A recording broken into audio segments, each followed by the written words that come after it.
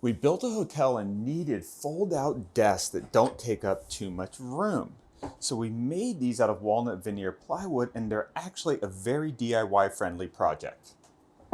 I haven't been that active on YouTube in the last year, and that's because I've been building this hotel right next to Joshua Tree National Park. We're using steel frame modular construction, factory built and then shipped to site. Because of the shipping dimensions, our rooms are on the narrow side, and that's why we needed a desk design that could stay tight to the walls.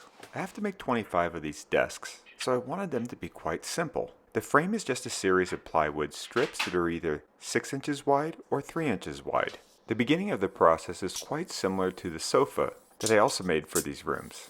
I cut a series of strips with my circular saw, and for the structural supports that I need to be more substantial, I glue 2 layers of 3/4 inch plywood together. Not only does that make these strips stronger, it also just gives me more thickness to drive screws through and into. For these double ply strips, I glued them wider than they needed to be, and then used my table saw to rip them down to all the same width.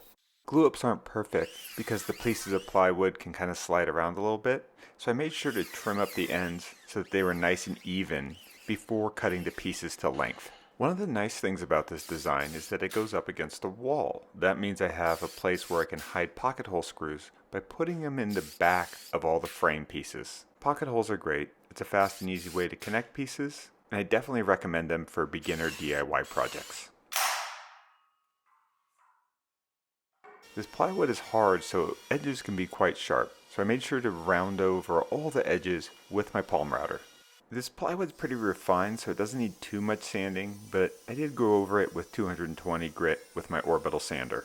I laid out all the pieces and used the square to make sure everything was at right angles before driving in my initial screws. Now for this top ledge, there was no place to hide the pocket holes, so I just drove brass-headed finished screws in through the sides. I clamped some plywood spacers to the bottom. This way my lowest support would be nice and straight. I screwed in the back pieces of the frame, and now I can flip it over and drive in the pocket screws. This was the first version of the desk that I made, and I left the side panels tall. That way they can serve as bookends should we decide to use that top shelf for books. I put wood putty over the finish screws. They're pretty small. Their head's only about 1/8 of an inch in diameter. So with the walnut colored wood putty, everything looks pretty clean.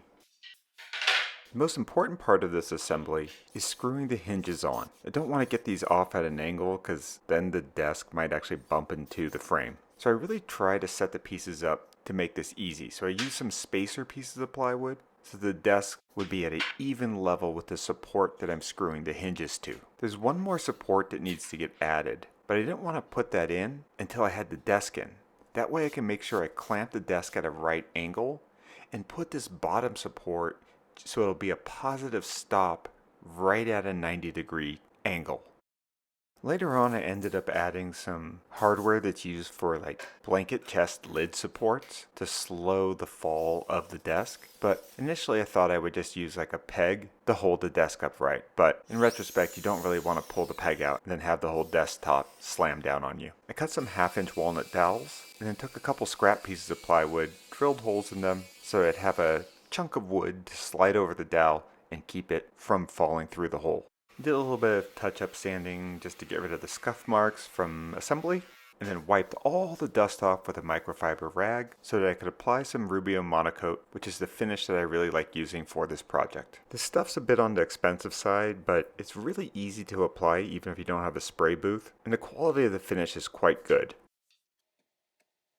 We installed these desks right after the first few modules landed on site. I used a stud finder to locate the light gauge steel studs behind the drywall, and I had to do quite a bit of pre-drilling because you want to penetrate metal studs just a little bit so that the screw catches and pulls it tight. Mounting things like this to steel frame buildings is a lot trickier than typical old good wood 2x4s. And now the sponsor for this video and a chance to learn about what I'm working on next. These last couple of videos have been about projects I'm building for the hotel with the typical tools. But today, with this sponsor, Notion, I want to show you a new digital tool that I'm using. So take a look at this. That's right, this video is sponsored by Notion. My workday starts with Notion AI. I open up to my home page and I'm always a little foggy in the morning just having my coffee, so I always start with a really simple question. what should I work on today? You see, I use Notion to manage all these new projects that I'm working on, and because it's AI enabled, I can ask it questions and it helps orient me to be more productive. So what projects am I trying to manage? Well, here's a little sneak peek. We're pretty much done with the rooms and furniture, but that doesn't mean we're done designing and building. I want to show you something real quick. See all this land over here? We own that all the way to the mountains. It's about 180 acres, and we have a lot of art installations planned for it. Now these projects involve more than just me. I need to get sign off from our ownership group, and there's going to be a lot of collaborators involved, and this is where Notion really helps me out. I organize all my upcoming installation projects and can build in to-do lists and all the basic sort of project management stuff that you would expect from a tool like Notion. This is one that I'm really excited about. It's called the Moonpad. It's a circular lounge chair that's really going to take advantage of these dark night skies on our 180 acres of open land. We've just gotten started on this project, and these are some of the renderings. And it's really handy to have my to-do list in Notion because I can always just check and see what are the next steps. The Moonpad is pretty small, so I can pull that off with my small team, but for this yoga grow, this is a much bigger project that's going to require more approval and some structural engineering. We want a place for wellness, and it gets a little hot in the summer here in the desert, so we're going to use these massive concrete pipes to create an elevated garden that gives you both a minimalistic appearance, where you kind of work your way into the courtyard, and provides shade with Palo Verde trees that actually bloom bright yellow. So obviously Notion helps me manage projects like this upcoming sky table. But what I really am excited to show you is some of the AI capabilities. I've really been enjoying the research function. You see, from my homepage, I can ask quick questions and use different large language models to answer them. But look at this research tab. I'm just going to click on it, and then I'm going to ask it about this 50-foot long concrete table with a reflective surface that I'm building so that it can serve both as a fashion runway and for massive dinner parties in our open land. Now this research mode takes a little longer to answer, but what I really like is that it provides really good footnotes of where it's sourcing all the information in the form of different links and little summaries and things like that. So I don't just have to take the answer and accept it. I can go back through its research and see where all the information's coming from. My investors loved the idea of this sky table, but the first question they asked was about budget. So I just asked, and Notion was able to give me a really comprehensive answer.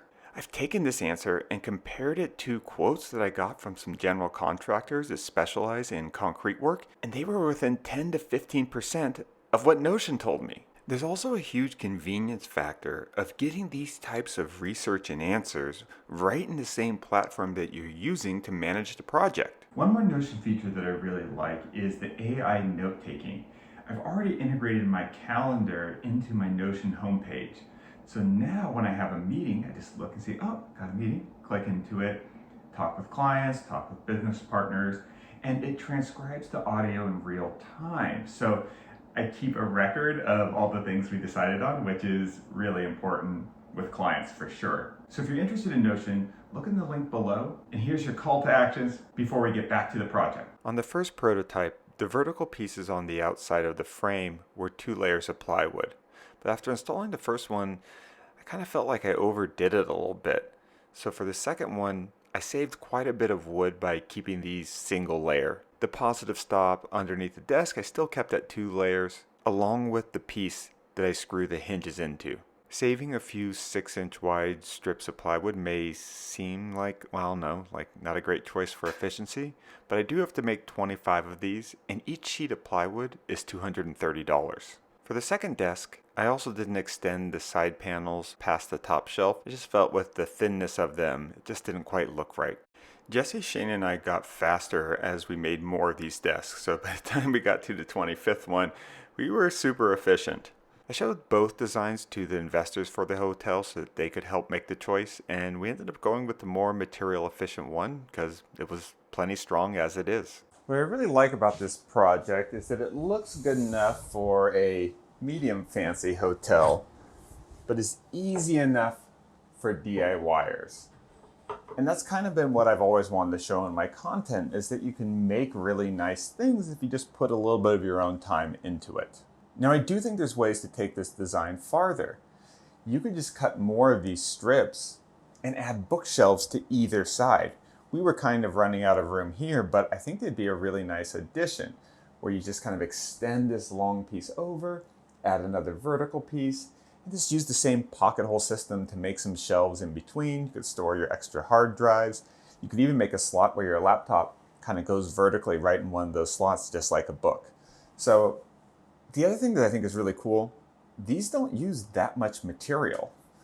So much of this is just air, and then we just doubled up a few of these beams to give us the strength where we need it. It also allows for cords to kind of come through the gap that we created with the hinges, so you don't have to drill a bunch of holes and then install grommets, which they work, but I kind of think this is a little bit simpler. Although you would have to be careful not to, squish one of your cords when you close it right up. The material choice here is also important. This plywood's expensive. It costs us about $230 a sheet. But it's also, with all these laminations, stronger than typical furniture grade plywood and heavier. We had to unload a whole truck worth. So I don't mind spending more on material if it also means you don't have to use as much. If I was to use more conventional plywood, like the poplar furniture grade plywood from Home Depot, I would really worry about warpage on this piece, and I probably would have ended up doubling it up. So even though this is more expensive, and to be fair, it's more than twice the price, so it's not like I saved money by using this, but I think the elevated sort of appearance, the cool edge grain, which we don't have to edge band because we like that mid-century modern look, make it kind of easy to justify going with a premium material and then using it kind of sparingly. It's kind of like sushi, there isn't that much fish on the plate and it is kind of expensive, but it's a good experience all the same. Thanks for watching. Thanks to Notion for sponsoring this video. Be sure to check them out in the link below. I think there's quite a few designers in the audience, and I think it's a really good tool to get more organized. Organization for creatives sometimes feels like, like a secondary priority, but when you care about creativity and you want to make a good living so you can do more creative stuff, it's important to be organized. It really improves your capacity to produce and earn, which then also lets you carve out more time for yourself to do the projects you really care about. So shout out to Notion and shout out to Columbia Forest Products for making this great plywood. And also check out the hotel's Instagram page. I'll put a link to it in the description box below, along with a link to Notion. Thanks for watching. Bye.